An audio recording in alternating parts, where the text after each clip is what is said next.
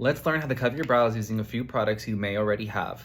So I'm gluing down my brows for my next Halloween look, and I'm gonna show you how I do it. I grab the Elmer's washable school glue. When you first apply this, you really gotta go in there and rub it in like a lot. Like you need to get it saturated in there. You want your brows looking crazy. This is like your most important step right here. Once you're done getting them saturated, you're gonna go ahead and go back in and lift the hairs the way you want them to go and push them in that direction.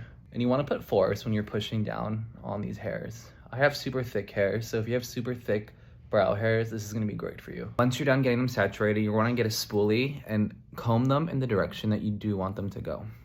And you want to use a little force to push these puppies down. Once you have pushed them in the direction, you're going to go ahead and get the end of your makeup brush and put pressure and roll it up, pushing and laminating those brows down. This is going to keep those hairs from lifting up. Once you finish this part, you're going to want your brows to dry down for about a minute or two. So it's been a minute. Now we're going to redo this step. Well, just this one step, look.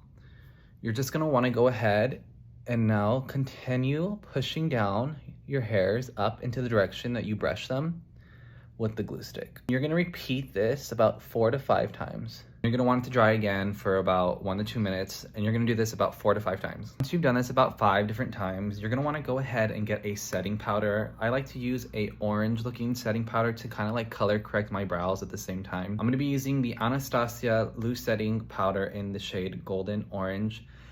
And as you're applying this, you're gonna wanna push in that product really well, and it's gonna help cover and fill in all these little parts that don't have hair or somewhere we're lacking. When you apply the setting powder, you wanna be very generous and don't be afraid to use a lot. The trick is to load up your sponge and get the most product you can get on there, so when you do apply it like I just did, you get full coverage. All right, so let's do the other side.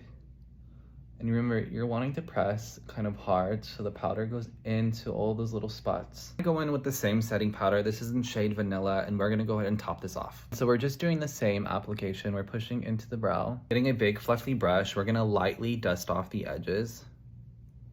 You only wanna do the edges of it, really.